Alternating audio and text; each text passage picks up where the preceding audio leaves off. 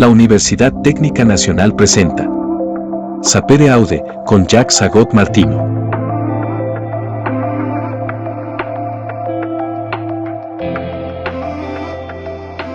Somos UTN. Hola, queridos amigos, queridas amigas. Bienvenidos a una edición más del programa Sapere Aude, conversando con los grandes escritores.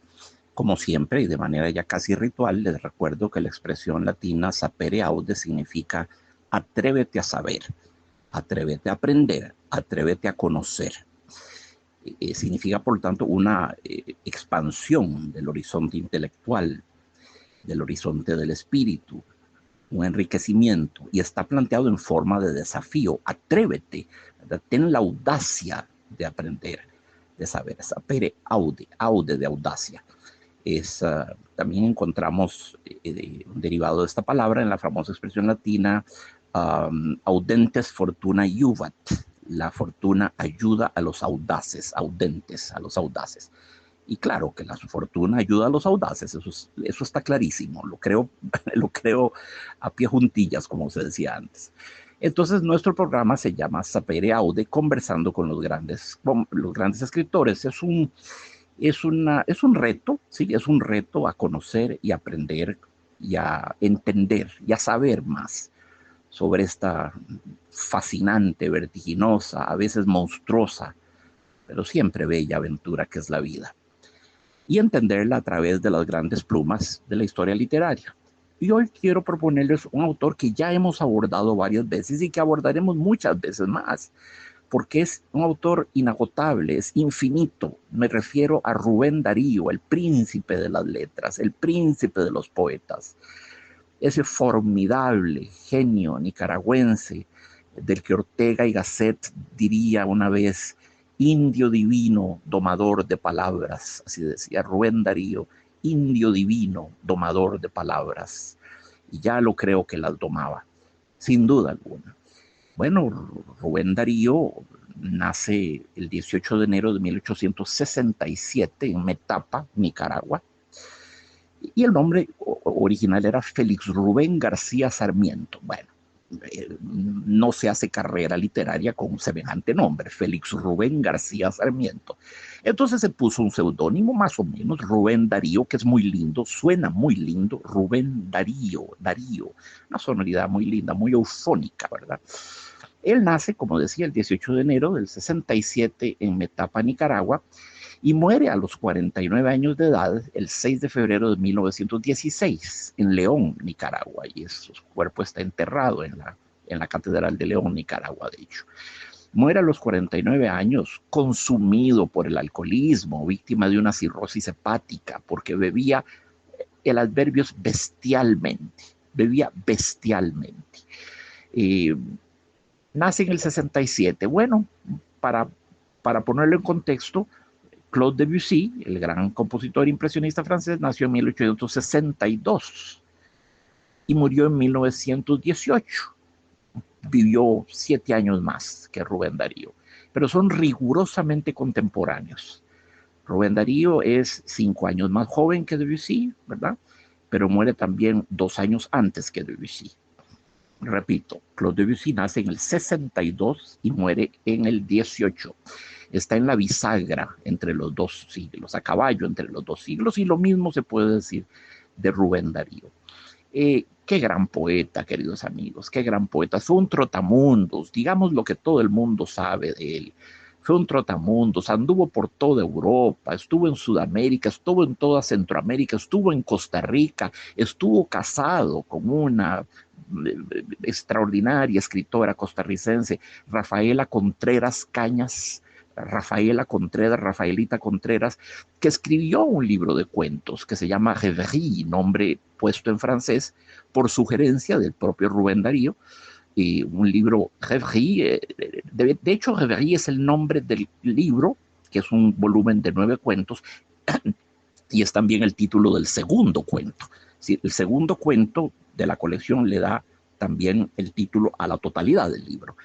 Y es un libro extraordinario, escrito en un estilo modernista, cierto, muy cercano de Rubén Darío, pero es la voz de ella, es la voz de ella. Hace mucho que es preciso aquí reivindicar lo que Rafaela Contreras significa.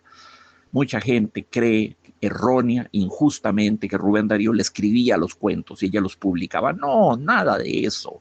Claro que hay afinidades entre él y ella, pero fueron hijos de la misma época histórica, de la misma sensibilidad, tuvieron las mismas preocupaciones, vivieron en el mismo contexto, de tal manera que las afinidades eran inevitables y aún más deseables también.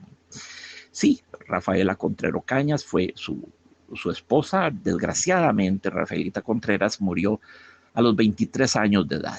Fue una cosa terrible. Ella había nacido en 1869 y muere en 1893, el mismo año en que muere Piotr Ilich Tchaikovsky, sí, en el 93, pero no llegó a los 24, murió a los 23 años de edad.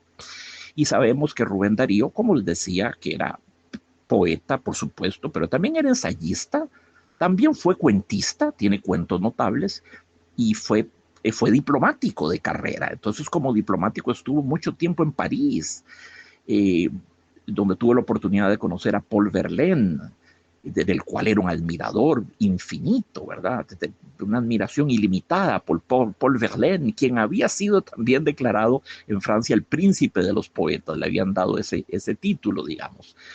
Pero Rubén Darío fue influenciado no solo por Verlaine, también por Rimbaud y sobre todo por Baudelaire, el autor de Las Flores del Mal, el gran Charles Baudelaire. Él fue su mayor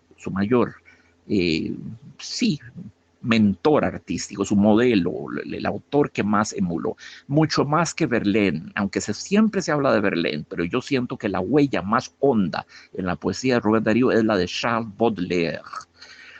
De la misma manera en que hay que decir que Verlaine, Rimbaud y Mallarmé, los poetas simbolistas franceses de la segunda mitad del siglo XIX, todos fueron hijos de Baudelaire, fueron progenie estética de Baudelaire. Él es el padre de toda esa nueva sensibilidad, de toda esa nueva estética que llamamos modernismo. El simbolismo es la versión francesa del modernismo en Latinoamérica. De tal manera que todo arranca con Baudelaire, ¿verdad? Él, de nuevo, prohijó a Verlaine, a Mallarmé, a Rimbaud, a Moreas también, y indirectamente también a Rubén Darío. Y claro, como diplomático que es, Rubén Darío estuvo, ya lo dije, en toda Centroamérica, estuvo en Costa Rica, estuvo en el sur, estuvo en Argentina, escribió muchos artículos, ensayos para el periódico La Nación de Buenos Aires, la de Buenos Aires, atención, la de Buenos Aires. La Nación es un gran periódico, existe al día de hoy. Escribió ensayos en todos los periódicos por donde anduvo, vivió mucho tiempo en París, estuvo en Bruselas, en Londres, en toda España, en Italia, en Bélgica. Era realmente era un hombre cosmopolita, uno de esos espíritus que quizás cambian constantemente de lugar, de topografía, de paisaje, creyendo que con cambiar de lugar van a cambiar sus vidas, que cambiando la escenografía de la pieza teatral van a cambiar su contenido. Pero, como decía Jean Cocteau, y esta es una gran frase, no por cambiar de castillos va uno a cambiar de fantasmas. Los fantasmas se vienen con uno, los siguen a cualquiera que sea el castillo al que uno se mude. Entonces, eso se aplica a Rubén Darío, este hombre que cambiaba de sitio constantemente, buscando que, pues no lo sabremos nunca. Fue una bendición que haya sido diplomático, porque le permitió un roce muy directo, sobre todo con los poetas, repito, simbolistas franceses, un conocimiento del mundo, una amplitud de miras, ese mundo que, al decir del novelista peruano Ciro Alegría, el mundo es ancho y ajeno. Bueno, Rubén Darío exploró ese mundo ancho y ajeno, y de ahí procede en gran medida su universalidad como poeta. Por supuesto que fue el autor de Azul, maravilloso libro de poemas, las prosas profanas, los cantos de vida y esperanza, de donde vamos a tomar el poema que vamos a explorar hoy, del volumen Cantos de Vida y Esperanza, El Canto a la Argentina, Los Raros, que es un libro muy interesante. Los raros son los poetas malditos, los escritores inclasificables, los iconoclastas, ¿verdad? Los innovadores con los que tan profundamente se sentía emparentado espiritualmente. Escribió también Tierras Solares, muchas obras notabilísimas. Él rimaba ya espléndidamente desde que era niño, fue un niño prodigio de la poesía. Es común hablar de niños prodigio en el campo de la música, empezando por Mozart, Mendelssohn, Liszt, pero también los hubo de la poesía. Arthur Rimbaud escribió poesía, ya a los 15, 16 años había escrito su mejor poesía. Increíble, increíble. Y después a los 19 se divorció de la poesía y no volvió a escribir nada más, ni una letra, nada más. Es impresionante este especie de cometa fugaz, pero muy refulgente que fue Arthur Rimbaud, ¿verdad? También uno de los padres espirituales de Rubén Darío. Bueno, Rubén Darío tuvo que arrastrar la cruz de su alcoholismo, ¿verdad? Que lo cegó, lo cortó, lo tronchó a los 49 años de edad, en la plenitud de sus poderes creativos. Sobre su alcoholismo, él mismo dice, abro comillas, las cosas que me suceden son consecuencias naturales del alcohol y sus abusos, también de los placeres sin medida. He sido un atormentado, un amargado de las horas. He conocido los alcoholes todos, de los de la India y los de Europa hasta los americanos y los rudos y ásperos de Nicaragua. Todo dolor, todo veneno, todo muerte. Mi fantasía, a veces en crisis, sufro la epilepsia que produce ese veneno del cual estoy saturado. Me siento entonces agresivo, feroz, con instinto de destruir, de matar. Así me explico los grandes asesinatos cometidos por el licor. Y sí, por supuesto. En eso emparentado a su gran maestro Verlaine, también alcohólico, a Edgar Allan Poe, también alcohólico, a tantos grandes escritores, tantos grandes artistas en general, en particular el gremio de los escritores que sucumbieron a esta enfermedad, porque no de otra cosa se trata. El alcoholismo es una enfermedad, como tal debe ser abordado y tratado con misericordia y con empatía y con compasión, en el sentido etimológico de la palabra compasión, padecer con, ponerlos en la piel de quien sufre de esto. Nuestra Caja Costarricense del Seguro Social atiende innumerables casos de alcoholismo porque califican como enfermos. Por eso es una enfermedad, ni más ni menos que eso. Así hay que verla. Y suspendamos el juicio ético. No los condenemos, no los señalemos, no los marginemos, no. Hay que aceptarlos simplemente como una enfermedad. Y bueno, es una enfermedad insidiosa y terriblemente destructiva.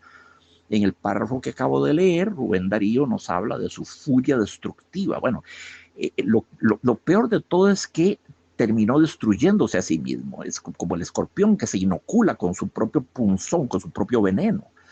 Esa furia, esa ira salvaje que le provocaba el alcoholismo terminó, no asesinó a nadie, pero se asesinó a sí mismo, lenta, dolorosamente, terriblemente. Otros autores que fueron importantes para Rubén Darío, pues el gran Víctor Hugo, por supuesto, que nace en 1802, muere en 1885, longevo para su siglo, Víctor Hugo. Cuando Víctor Hugo muere en el 85, Rubén Darío dijo una frase muy linda, dijo, Víctor Hugo ha muerto, el mundo pesa menos. A ver, como que le hubieran quitado al planeta toda la cadena montañosa del Himalaya, ¿verdad? Es decir, se perdió, el mundo está que pesa menos con el hundimiento de este gigante, de este coloso. Pero también los poetas parnasianos, Théophile Gautier, Le Comte de Lille, Catulle Mendes, José María de Heredia, que era francés, pese a su nombre, era francés. Y como ya lo dijimos, por supuesto, sus grandes maestros simbolistas franceses, ya no parnasianos, sino simbolistas. Baudelaire en primer lugar, Paul Verlaine, Arthur Rimbaud y Stéphane Mallarmé. Es importante definir esto porque la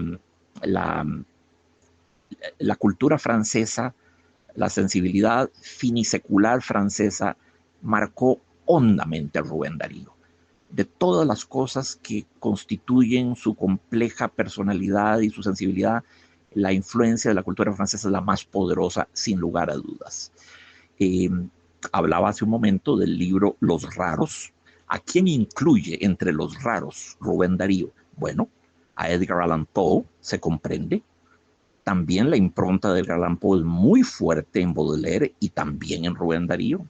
Villiers de l'Isle-Adam, Léon Blois, Paul Verlaine, Lautréamont, el conde de Lautréamont, el autor de los cantos de Maldoror, Eugenio de Castro, José Martí también. Sí, es un inmenso, inmenso poeta.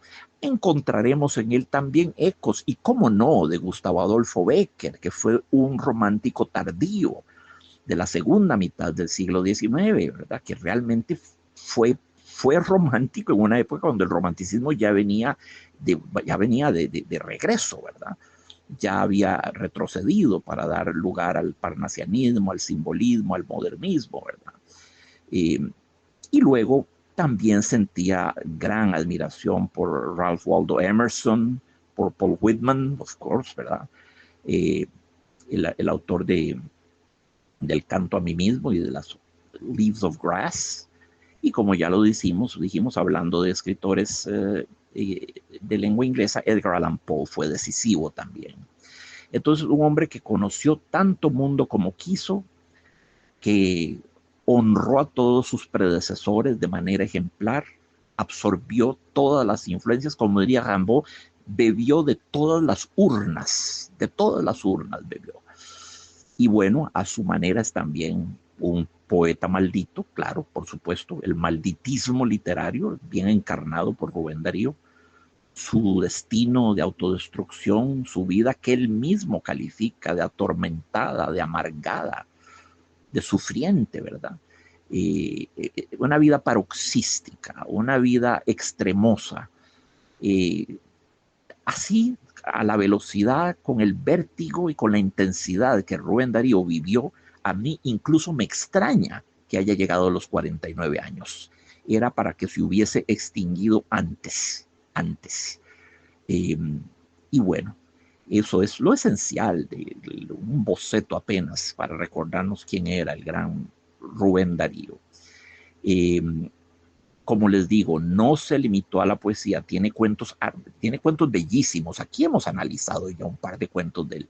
Tiene microficciones, micronarraciones, cuentitos muy breves, en eso es un pionero, atención, es un pionero de la narración breve, sinóptica, concisa, ¿verdad? No escribió novela, pero sí escribió ensayo. Los Raros es una colección de ensayos sobre los ya mencionados colegas, predecesores, y, pero sobre todo es el más grande poeta ¿qué podemos decir de Rubén Darío? Si es que es sinónimo de poesía, ¿verdad? Es sinónimo de poesía. ¿Quién no se ha estremecido con las litanías a Don Quijote, con Margarita está linda la mar, con Lo Fatal, con Ya suenan los claros clarines, la marcha triunfal, para hablar de las cosas más manidas, más socorridas, porque su obra es mucho más vasta que eso y más caleidoscópica, más poliédrica? Hay que estudiarlo, no limitarnos a conocer la media docena de poemas que todo el mundo conoce y alguna gente hasta de memoria los declama. No, salgámonos de eso. Rubén Darío merece una zambullida más honda dentro de ese océano que es su obra, especialmente su obra poética. Entonces, pasamos ahora a considerar, a leer y a comentar, a explorar un poema bellísimo que les he reservado para este programa. Y el poema que quiero comentar con ustedes hoy, queridos amigos y amigas, es un texto del libro Cantos de Vida y Esperanza, que es uno de los volúmenes de poesía más importantes de Rubén Darío, de los poemarios axiales, digamos, fundamentales en la trayectoria de este inmenso poeta, Rubén Darío. Es un poema que siento yo que es particularmente vigente, es muy actual, es muy pertinente, es un poema que se aplica perfectamente a la situación histórica que estamos viviendo, la comunidad mundial, ¿verdad? En un mundo como el nuestro, tan estrechamente interconectado, tan globalizado, donde cualquier cosa que afecte a una de las partes termina afectando también al todo. Este mundo, a la altura del año diciembre del 2025, donde tenemos sangre derramada en la Franja de Gaza, sangre derramada en Ucrania, disturbios tremendos en Venezuela y muchos otros lugares, muchos otros lugares. Todos los países que viven bajo dictaduras y despotismos y totalitarismos de cualquier signo ideológico o color o bandería que sea, son países que viven en estado de sojuzgamiento, de sumisión, de esclavitud prácticamente. Y ese es el caso del mundo en este momento, ¿verdad? Esta doble situación, la triple situación en Ucrania, en Palestina, en Venezuela, creo yo que en lo que tengo yo de vida, en lo que tengo de vida ha sido el momento más oscuro del mundo. Sin duda los hubo peores antes de mi venida al mundo, sin duda. ¿Quién lo duda? 2 guerras mundiales que ya sabemos lo que significaron. Pero desde que yo tengo uso de razón, este momento histórico, este que estamos atravesando, es el más oscuro. Como diría Víctor Hugo, de quel nom te nommer, heure trouble nous sommes. ¿Con qué nombre nombrarte? Hora turbia en la que somos. Repito, ¿con qué nombre nombrarte? Hora turbia en la que somos. No dice que estamos, dice que somos.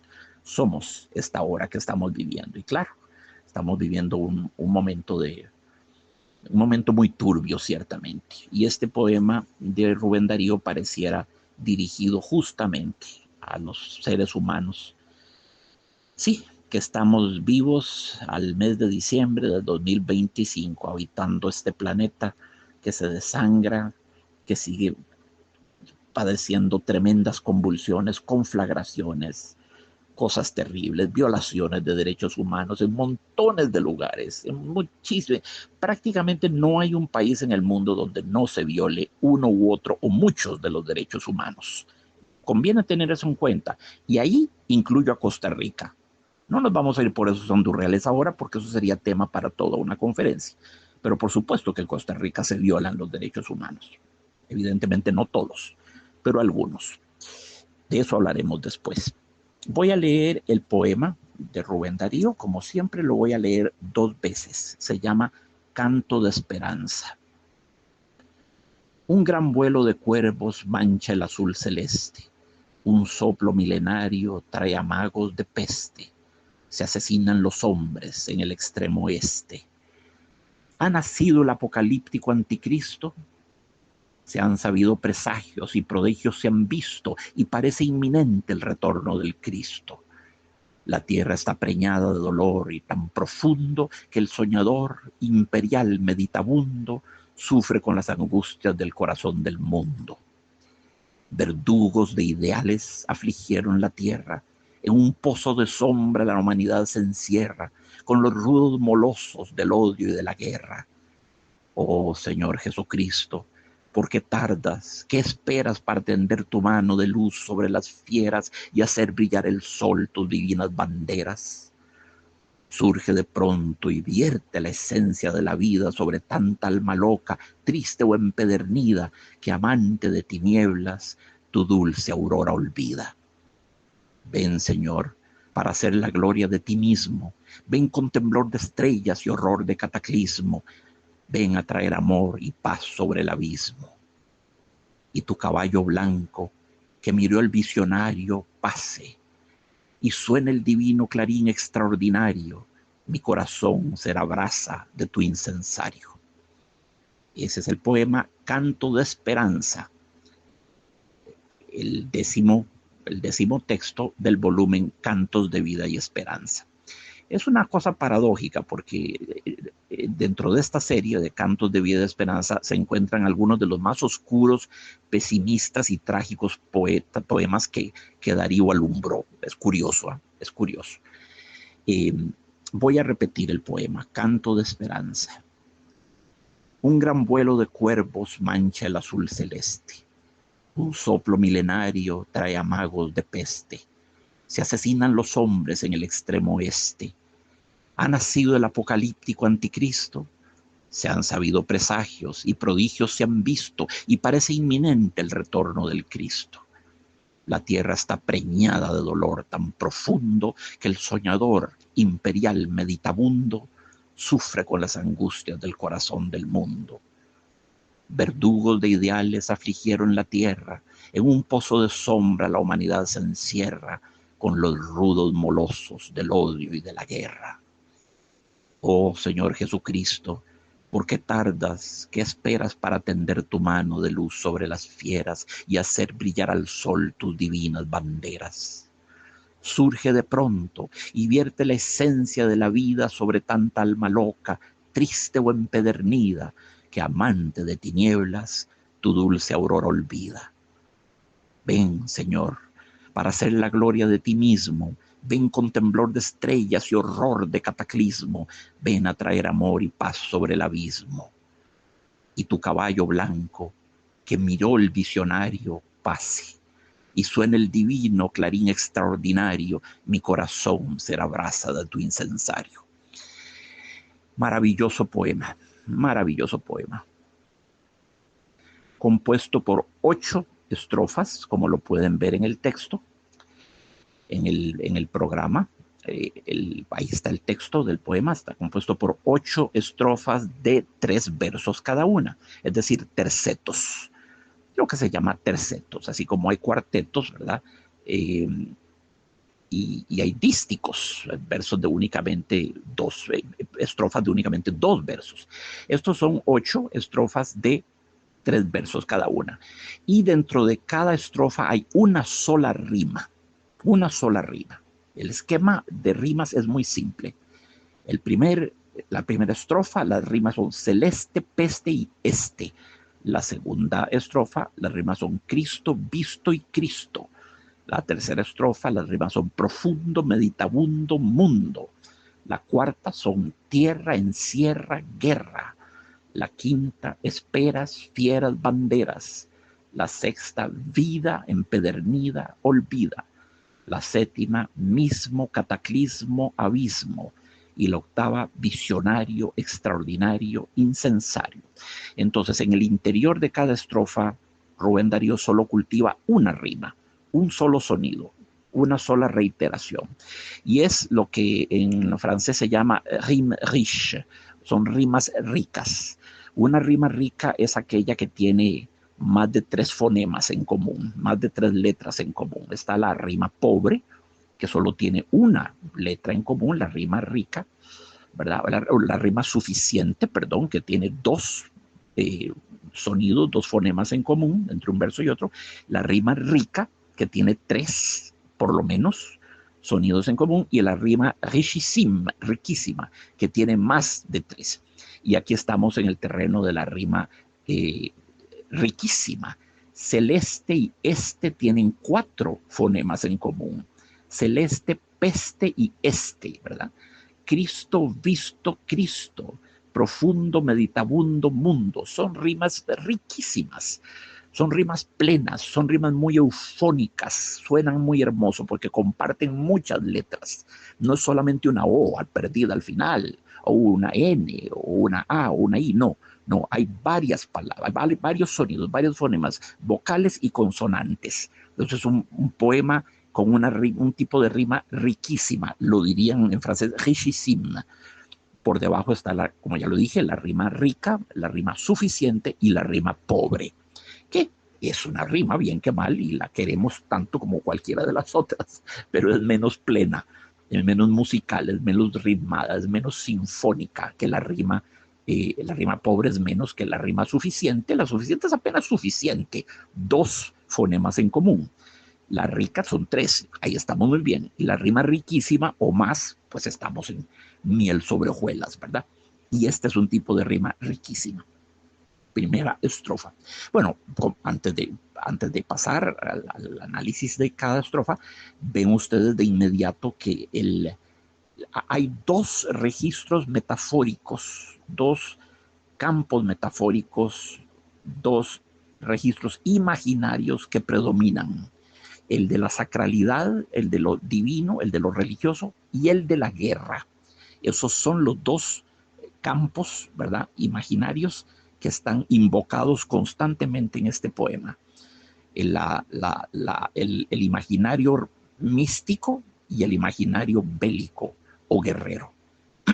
La primera estrofa. Un gran vuelo de cuervos mancha el azul celeste.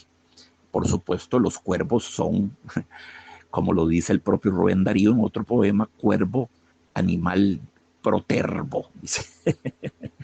Cuervo, animal protervo. Protervo significa ominoso, torvo, amenazador, tenebroso, augurio de malas cosas. Y tenemos por supuesto, el precedente del cuervo, The Raven, de Edgar Allan Poe, ¿verdad? Quoth the Raven nevermore. Desde el poema de Poe, el cuervo ha quedado asociado a todo lo fúnebre, lo funerio, lo nefasto, ¿verdad? Entonces, es llamativo que Darío comience evocando los cuervos. Y no solo son cuervos, es un gran vuelo de cuervos. Mancha el azul celeste, es una mancha. No es que colorea el azul celeste, no. El azul celeste es un lienzo bellísimo, es un lienzo, así hay que verlo. El segundo plano es el azul celeste y está manchado, mancillado, ensuciado por un gran vuelo de cuervos. Muy bien, un gran vuelo de cuervos mancha el azul celeste. Un soplo milenario trae amagos de peste. Ahí tenemos cuervos y peste. Estamos en un registro muy, muy inquietante. Un soplo milenario, algo que viene de muy atrás en el tiempo, trae amagos de peste. Cuando se habla de la peste, se alude siempre más o menos a la gran peste negra, que era la peste bubónica, que en los siglos XIV y XV aniquiló a un tercio de la población europea, africana y asiática que se conocía. La población que en esos siglos, América no, porque no se conocía, pero lo que estaba cartografiado, lo que estaba más o menos cartografiado en el plano del mundo, ¿verdad? Europa, el norte de África y Asia. Bueno, eso era el mundo, eso era lo que se llama el ecúmene, lo que se conoce del mundo en un momento dado. La peste negra de los siglos XIV y XV mataron miles de millones de personas. Una tercera parte de la humanidad que se conocía fue aniquilada. Es la peste más traumática, más nefasta de que se guarda memoria, y las ha habido muchísimas, muchísimas. El COVID fue cualquier cosa comparada con las cosas de antaño, ¿verdad? La peste negra fue una enorme herida, una enorme pesadilla, un enorme trauma en la memoria colectiva de Europa, de África y de Asia. Una tercera parte de la población mundial conocida murió. Entiendan esto, señores, una tercera parte. Si ustedes tenían 3 hijos, uno se le murió. Si tenían 3 vecinos, uno se le murió. Si tenían 9 vecinos, 3 se les murieron. Si tenían 21 primos, 7 se les habrían muerto. Una tercera parte de la población conocida, registrada, pereció con la peste negra, ¿verdad? Que fue traída por las pulgas, que a su vez venían en las ratas, que llegaron a Europa desde Oriente en los barcos mercantes que traían telas, especies, todo tipo de mercancías de Oriente. Entonces las ratas fueron el vehículo, y más precisamente las pulgas que venían en las ratas fueron el vehículo de este contagio universal, ¿verdad? Entonces eso es la peste. Cuando Rubén Darío habla aquí de la peste, usa una palabra semánticamente muy cargada, muy dramática.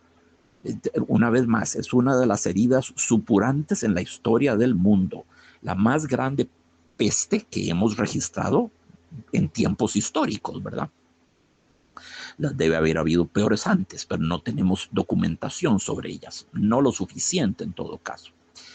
Entonces, un soplo milenario trae amagos de peste, amagos, es decir, indicios, señales. Todavía no es la peste, pero hay señales, hay augures, ¿verdad? Hay signos de la peste. Se asesinan los hombres en el extremo este. Sí, un este percibido como una tierra de guerra, de degollinas, de masacres. Se asesinan los hombres en el extremo oeste. Hermoso, no dice se matan, que sería matar es una palabra muy roma, muy disfónica, muy malsonante. En cambio, asesinan es una palabra tremendamente fuerte y además es su prosodia, su parte fonética, su sonido, su música es muy hermosa. Se asesinan.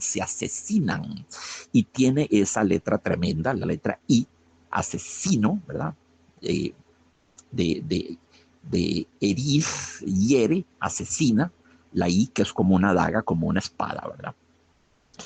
Recuerdo una vez estar hablando con don Joaquín Gutiérrez, que de Dios goce, uno de nuestros más grandes escritores. Tuve el privilegio de tenerlo como profesor en 2 cursos. Y don Joaquín Gutiérrez había hecho traducciones magistrales de Hamlet, de Macbeth, del Rey Lear, de Shakespeare. Y en algún momento estaba trabajando en una de estas traducciones. Pasé yo por su cubículo, lo visité y don Joaquín estaba completamente desesperado. Me dice, mira, tengo que traducir esto del inglés al español. Y lo que Hamlet dice es to kill, K-I-L-L, la I, to kill. Kill es una palabra muy aguda, es una palabra punzocortante, es una palabra daga, es una palabra espada, estilete. Kill. La O o la U o la A no nos dan ese sonido de filo, de cosas filosas, ¿verdad? Laminada, no. Lajada no nos da ese sonido. Y don Joaquín no sabía qué hacer para traducir. Es que ya, si yo traduzco kill por mata, es horrible, porque mata no tiene sonido filoso. No es una palabra puntiaguda, por así decirlo. Mientras que kill sí lo es. No recuerdo cómo hizo don Joaquín. Pudo haber puesto asesino, si ahí tendríamos la I, pero también don Joaquín estaba lidiando con la métrica de las obras de Shakespeare. Tenía que observar una cierta cantidad de sílabas y de pies y no quedarse corto ni pasarse, ni rebosar, ni desbordar el límite, ¿verdad? Entonces tal vez asesinan, siendo una palabra de 4 sílabas, le resultaba muy incómoda de ubicar en lugar de kill, que es monosílaba. Entonces estaba lidiando con los 2 parámetros, encontrar una palabra que fuese en español, que tuviese una I asesina, puntiaguda, pero que no fuera tan larga como asesinan, que supone 4 pies, 4 sílabas y le roba espacio a las otras palabras del verso. En fin, él se las arregló. No recuerdo cómo resolvió eso, pero lo hizo sin duda magistralmente. Y ahora, en el segundo párrafo del poema de Rubén Darío, el poeta nos acribilla con una pregunta. ¿Ha nacido el apocalíptico anticristo? Nos dice, ¿ha nacido el apocalíptico anticristo? Y entramos de lleno en el registro religioso. Se han sabido presagios y prodigios se han visto y parece inminente el retorno del Cristo. Un tono oracular, un tono apocalíptico, el apocalíptico anticristo, el anticristo, ¿verdad? El demonio sobre la tierra. Es una invocación muy comprensible, muy comprensible. Es la presencia del mal en la tierra, de la cual tenemos evidencias galore, evidencias por todas partes, el mal con M mayúscula, tal como se está viviendo, sí, en la Franja de Gaza, se está viviendo en Ucrania, se está viviendo en Venezuela, en muchos países, muchos más de los que creemos, muchos más, repito. La Declaración de los Derechos Humanos no es acatada al 100% en ningún país de ningún continente que se conozca al día de hoy. No en el 100%, no. Entonces, claro, Darío salta a interrogar los textos sacros. ¿Ha nacido el apocalíptico anticristo? Se han sabido presagios y prodigios se han visto y parece inminente el retorno del Cristo. La situación del mundo es tan dolorosa, ¿verdad? Tan dolorosa que el poeta se dice, caramba, que venga de nuevo el Cristo, que venga la segunda venida de Cristo, la invoca, la desea, la llama, la convoca también, ¿verdad? Tercera estrofa. Qué linda metáfora. La tierra está preñada de dolor tan profundo. La tierra preñada de dolor, es decir, la tierra está pariendo. La tierra está dando a luz una sociedad, una civilización diferente, pero no sabemos si va a morir en el parto. La tierra está preñada de dolor tan profundo. Entonces el dolor es algo que sale de las entrañas de la tierra, de las entrañas del ser humano, de la raza humana, de la especie humana.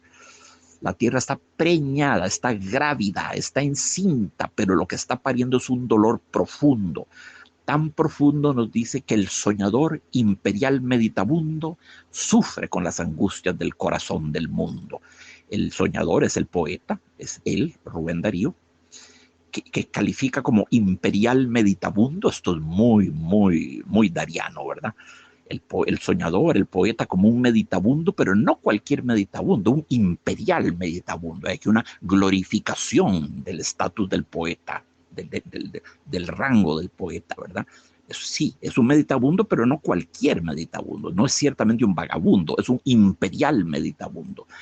Y cuando habla del soñador imperial meditabundo, siempre se me viene a la mente eh, un verso de Víctor Hugo, una vez más, que dice, la pensée est un vin dont les rêveurs sont ivres.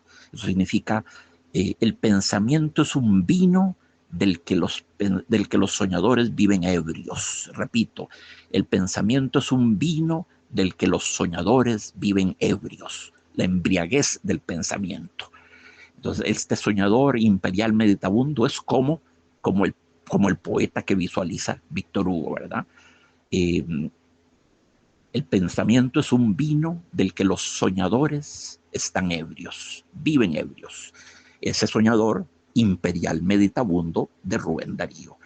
¿Y qué pasa con ese soñador imperial meditabundo? Pues que sufre con las angustias del corazón del mundo. Es como que el soñador, valga decir el poeta, está pariendo él también. Está pariendo las angustias del corazón del mundo, no solo del mundo, del corazón del mundo. Es más íntimo todavía, más cordial en el sentido etimológico de la palabra. Cordial viene del latín cor, que significa corazón. Cuando en una carta, machote de carta, se despide usted cordialmente, ¿verdad? Fulano o sutano, ese cordialmente se ha desemantizado, se ha banalizado, se ha trivializado. Cordialmente viene de corazón, ¿verdad? Eh, la expresión latina sursum cordae significa corazones al unísono, corazones vibrando al unísono. Entonces, cordialmente viene de corazón. Por supuesto que en la expresión manida, erosionada, gastada, se despide de usted cordialmente, ¿verdad? Ya no se habla ya ahí ese adverbio cordialmente basado en corazón, no significa que venga del corazón. Es una mera formalidad, es una cosa completamente vacía, es una convención, es un protocolo. Ya no tiene el sentimiento original de cor. Entonces, el soñador imperial meditabundo sufre con las angustias del corazón, del cor, del mundo. Siguiente estrofa. Verdugos de ideales afligieron la tierra. Verdugos de ideales, qué linda manera de decirlo. Los cínicos, los escépticos, los negadores, ¿verdad? Los pirronianos, para hablar de los discípulos de un filósofo llamado Pirro, conocido por su pensamiento escéptico y muy negativo. Verdugos de ideales, los verdugos, los que asesinaron, los genocidas de los ideales, por así decirlo. Recuerden ustedes que una de las grandes rasgos de la posmodernidad, tal como lo definieron Lyotard, Baudrillard, Foucault, Blanchot, tantos grandes, Jacques Lacan, tantos grandes pensadores y psicólogos, psicoanalistas de la posmodernidad, es la muerte de las metanarrativas, de las grandes narrativas que nos sostuvieron antes. Valga decir, la muerte de las utopías. ¿Cuáles fueron esas grandes metanarrativas? Bueno, por ejemplo, la lucha de clases que se encamina hacia la dictadura del proletariado, el paraíso comunista, marxista, que visualizó, profetizó Karl Marx, la noción de la evolución del ser humano, de la especie humana, desde un mono hasta el ser humano y que luego va a convertirse en algo suprahumano, etcétera. El superhombre, el Übermensch de Nietzsche, ¿verdad? El ser humano es apenas un animal transitorio, está en proceso de convertirse en el superhombre de Nietzsche, el Übermensch. Ese también es una utopía, es una metanarrativa porque abarca muchos siglos de evolución. La misión redentora absolutoria del arte y de la belleza que nos limpiará de todos y nos salvará del mal y nos hará más nobles, es otra metanarrativa que viene desde muy, muy atrás. Qué sé yo, hay tantas metanarrativas que nos hemos inventado, ¿verdad? Y por supuesto, la metanarrativa religiosa, el segundo advenimiento de Cristo es también una metanarrativa por excelencia.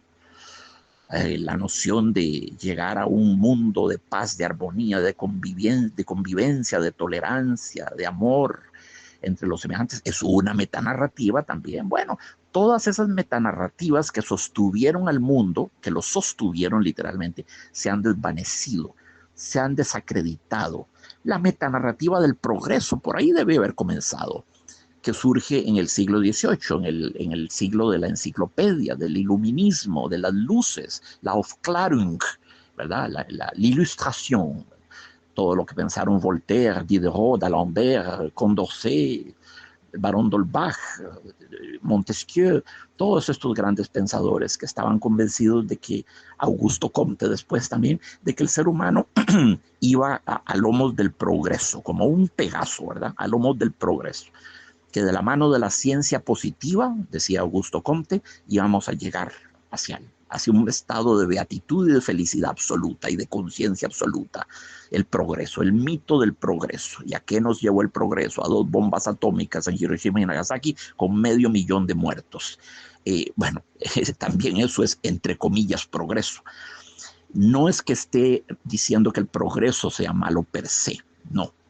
Lo que estoy sugiriendo es que el progreso científico y tecnológico, cuando no va de la mano de un correlativo progreso ético, moral, espiritual, es peor que vano, es muy peligroso. Es poner un revólver en manos de un niño, ¿verdad?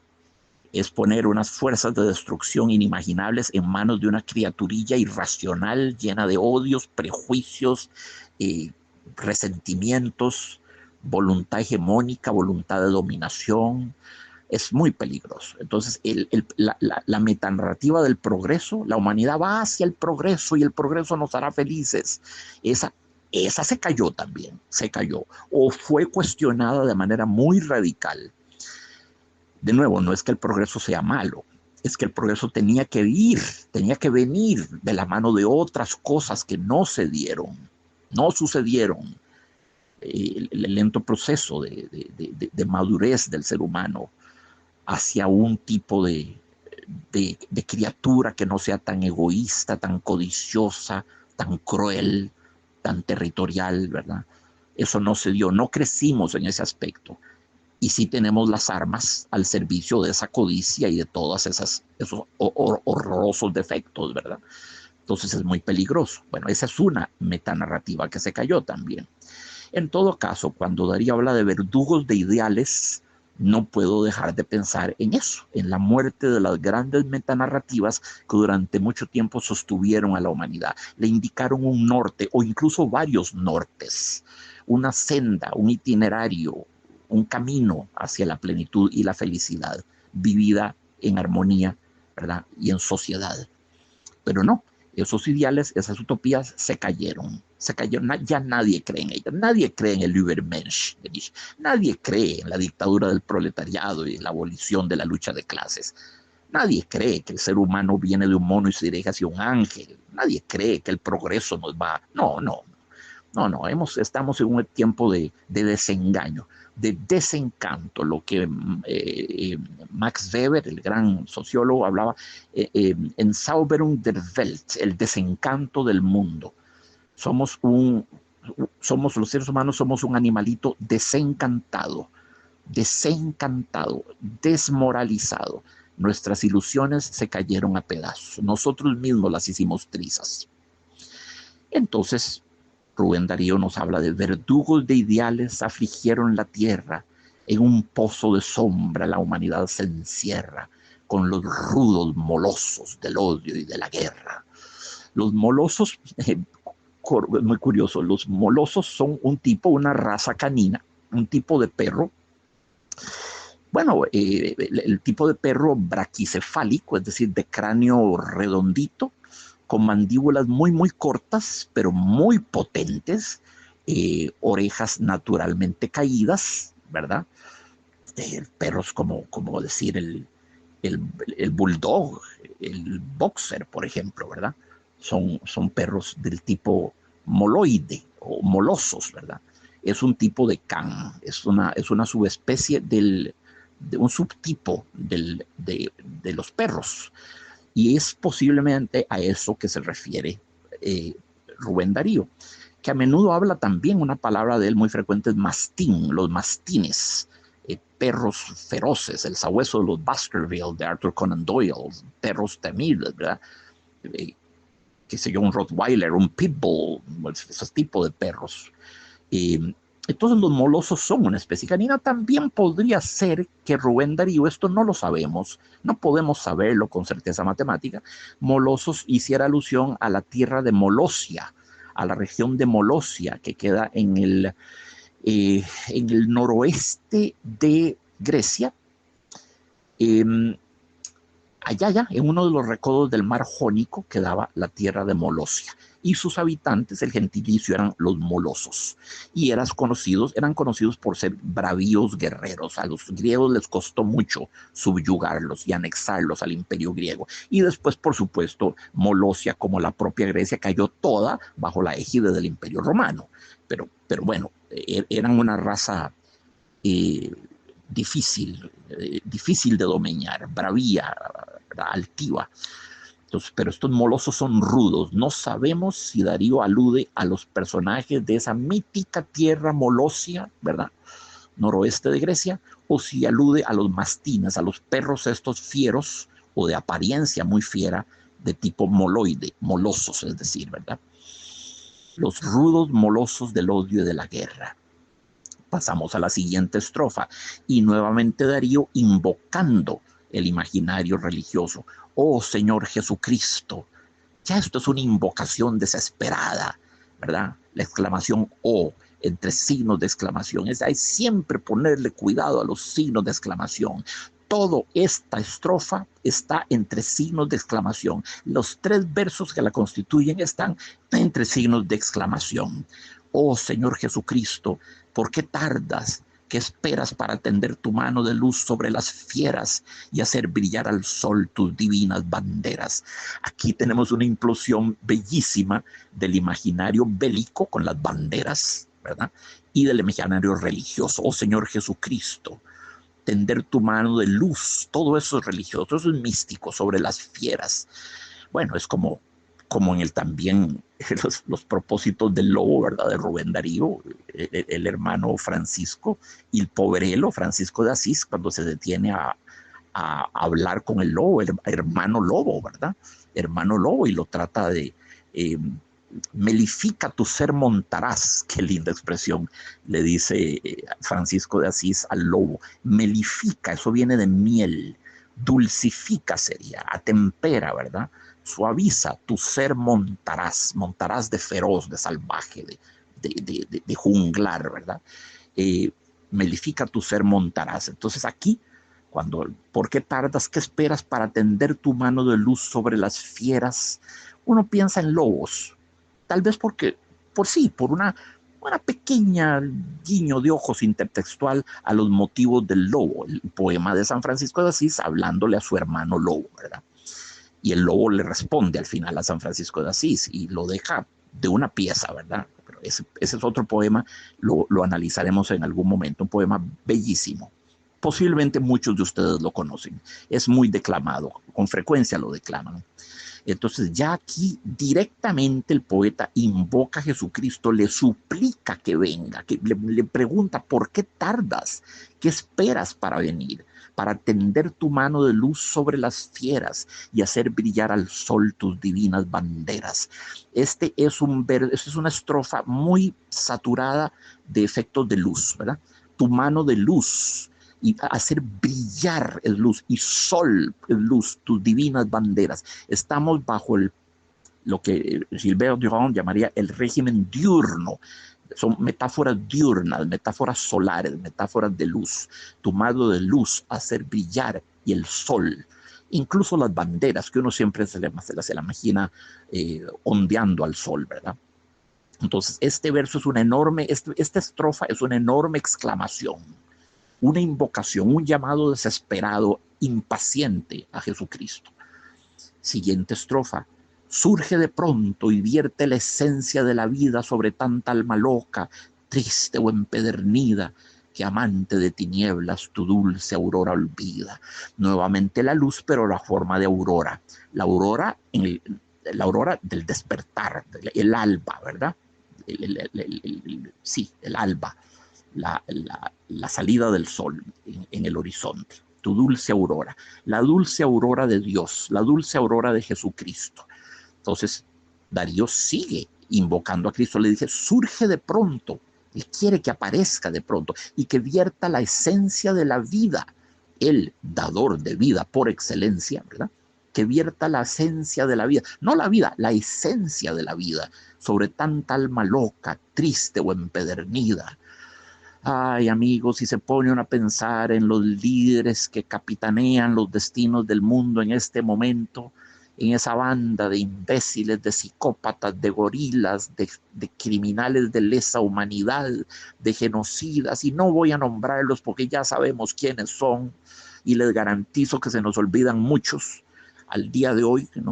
Estamos hablando de los más mediáticos, los que he mencionado, pero hay muchos más, muchos más. Entonces, claro, todos ellos son almas locas, tristes, empedernidas, que amante de tinieblas tu dulce aurora olvida. Claro, viven en la tiniebla. Una vez más, la contraposición entre oscuridad, tiniebla, y la dulce aurora. La aurora es la derrota de las tinieblas, es el triunfo de la luz, una vez más. Es el triunfo de la luz sobre la tiniebla. La tiniebla retrocede. El negro sudario de la muerte retrocede y va surgiendo la aurora luminosa, portadora de buena nueva, consoladora, tranquilizadora, pacificadora, prometedora, la aurora. La aurora siempre es una promesa. La aurora promete un día, y un día hermoso. Aunque amaneciese lloviendo, no importa. La aurora es siempre hermosa. Siguiente estrofa. Ven, Señor, para hacer la gloria de ti mismo. Ven con temblor de estrellas y horror de cataclismo. Ven a traer amor y paz sobre el abismo. No ceso de maravillarme de la musicalidad de los versos de Darío. Es que era más músico que poeta, tenía oídos de músico, sabía el arte de hacer música con palabras en lugar de con notas musicales o acordes, arpegios, trinos, octavas. No, hacer música con palabras, que es una de las definiciones posibles de poesía. Poesía, dícese del arte consistente en hacer música con fonemas, con palabras, con sílabas. Es una de las posibilidades de definir la poesía. Hay 1000 definiciones, todas muy valiosas, muy lindas de la poesía, pero esa es una de las más acertadas.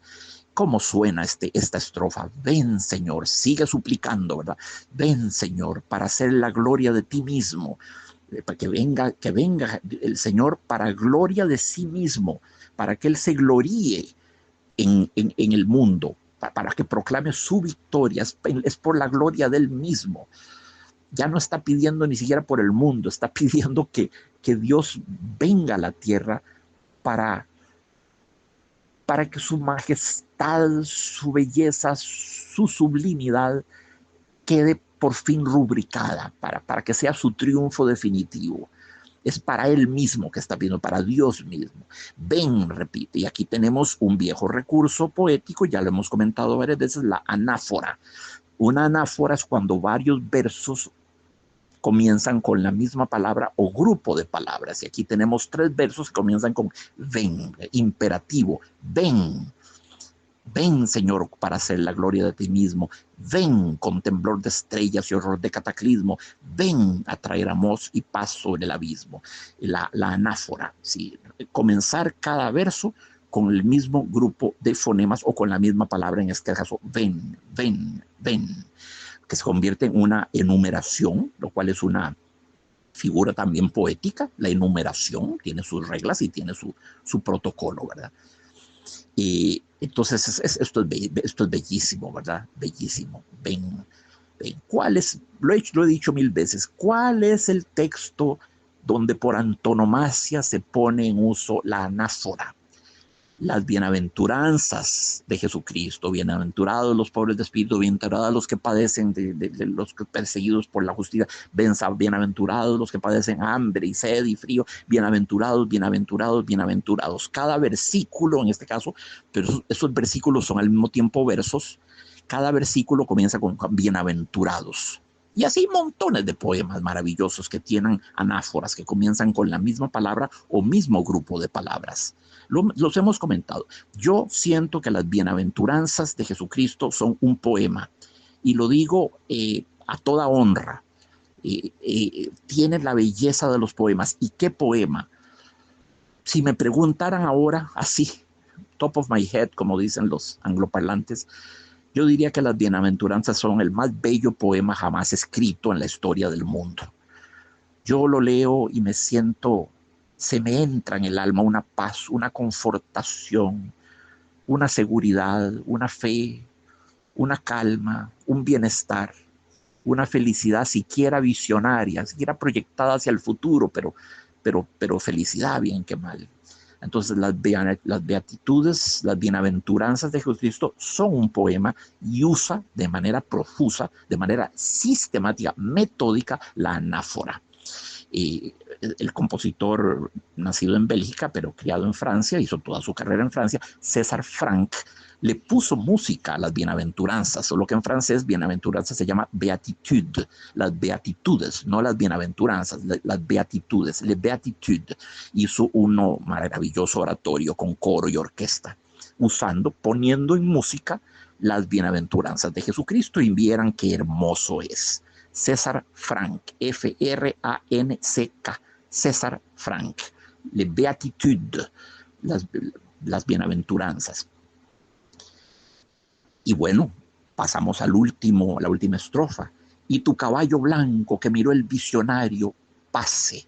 Vean el texto, ahí como lo tienen ahí en sus manos, ¿verdad?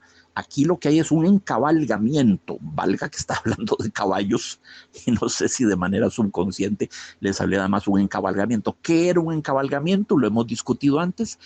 Cuando el sentido de un verso se desborda, rebosa y termina en el siguiente verso. Eso es un encabalgamiento, un rebose semántico de un verso hacia el siguiente verso. Entonces, semánticamente, el pase que está en el segundo verso, el pase pertenece al primer verso. Y tu caballo blanco que miró el visionario pase. Semánticamente y sintácticamente pertenece al primer verso, pero el pase se quedó aislado, solito, como una especie de sobro, de rebose, de excedente del primer verso que se desbordó, se quedó a caballo entre el primero y el segundo verso, por eso se llama encabalgamiento. Era importante que pase quedara en el segundo verso, porque lo que Darío quería era que visionario, una linda palabra, rimara con extraordinario y con incensario. Entonces tenía que terminar el verso con visionario, o por lo menos la línea con visionario, sí, el verso con visionario, y pase que quede como un excedente, un pequeño superávit, un pequeño sobrante del verso anterior que se acomoda en el siguiente verso, ¿verdad? Todo eso es una estrategia. ¿Para qué? Para preservar la belleza de la rima riquísima de visionario, extraordinario, incensario. Caramba, estamos hablando de un montón de sonidos en común, un montón de consonantes y vocales que están compartidas. Eso le da al poema una extraordinaria musicalidad, no ceso de decirlo. Y tu caballo blanco que miró el visionario pase. Y suena el divino clarín extraordinario. Ah, maravilloso esto que hace tanto, lo hace mucho Unamuno también. y lo hace Rubén Darío, lo hace mucho Juan Ramón Jiménez, el sustantivo flanqueado. El sustantivo flanqueado por dos adjetivos, ¿verdad? Divino, clarín, extraordinario. Los dos adjetivos flanqueando a la izquierda y a la derecha el sustantivo clarín. Porque si hubiera puesto y suena el clarín divino, extraordinario, es pedestre, es peatonal, es poner el sustantivo y colgarle dos adjetivos después. No, no. Más lindo dejar el sustantivo entre los dos adjetivos, ¿verdad? Y suena el divino, clarín, extraordinario. Y claro, el término clarín es muy, muy dariano. Acuérdense ustedes de la marcha triunfal, ya suenan los claros clarines, un lindo efecto dentro del verso, los claros clarines de aliteración y de consonancia, porque claros clarines comparten un montón de letras, la C, la E, la A, la R y la I, claros clarines, no, la I no, la C, la R, la C, la L, la A y la R, los claros clarines, pero eso es de otro poema. Simplemente me detengo a considerar que el adjetivo clarín es que el sustantivo clarín, la noción del clarín como instrumento musical, es muy dariano. Y suena el divino clarín extraordinario. Mi corazón será brasa de tu incensario. Qué verso final, qué manera de terminar, qué cosa. Ay, si yo pudiera tan solo con estos programitas contagiarles el entusiasmo, la admiración, el embelezo que me producen estos poemas, yo ya me consideraría ya más que remunerado por este pequeño esfuerzo. Mi corazón será brasa de tu incensario. Entonces el poeta invoca, llama, convoca a Dios y le ofrece a cambio que su corazón será brasa de tu incensario. Sí, su corazón como una tea, su corazón que arde, que es una llamarada de corazón. Y esa llamarada lo que posibilita es el incensario, es el esparcirse del incienso, de nuevo en pleno imaginario místico, en pleno campo semántico de lo místico, de lo religioso, el incensario, que es un vapor, no es más que eso, un vapor de incienso quemado, ¿verdad? Mi corazón será la brasa, la llama, el fuego que hará que se esparza esa dulce penumbra del incienso. Y terminamos en pleno clima, no solo religioso, sino concretamente eclesiástico, en plena atmósfera eclesiástica. Quien habla de incensarios como hablar de un ostensorio o como hablar del Sagrado Corazón de Jesús o del crucifijo. Estamos hablando de la parafernalia eclesiástica. Y así termina este soberbio poema que, ay, si me vieran, estoy erizado con la belleza de este poema. Y de nuevo, creo que la súplica que anima este poema, la imploración, la jaculatoria de este poema, porque de eso se trata, una imploración, casi que una orden incluso, casi que el poeta le está ordenando a Dios que venga a la tierra.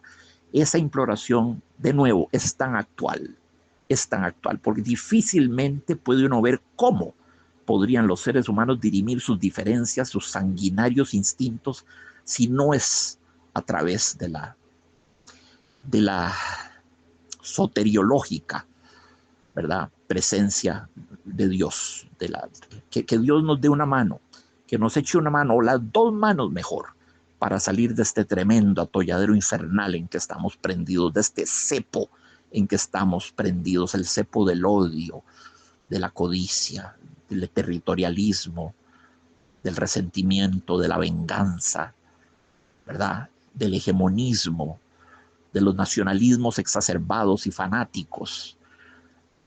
Es difícil ver que el ser humano pueda salir de esto solo. Así que yo comparto el sentir del poeta, si no necesariamente su pensamiento, sí su sentir, su sentimiento de desesperación. Este poema es un SOS, es una llamada de auxilio, es una distress call, un Mayday, como dicen los aviones, Mayday, emergencia, torre de control, Mayday, despejen la pista, tengo que aterrizar de emergencia, vengo con una turbina incendiada, por ejemplo. La expresión Mayday, que creemos que es inglesa, no, viene del francés Médée, M apóstrofe AID, mede, M apóstrofe ED, ayudarme significa, ayudarme. Mede se convirtió en Mayday y se hizo inglesa, pero en realidad es una expresión francesa. Es una llamada de socorro, un distress call, una llamada, un SOS. Este poema es un sublime, bellísimo SOS, salido desde el fondo del corazón de uno de los más grandes poetas que han bendecido la historia del mundo.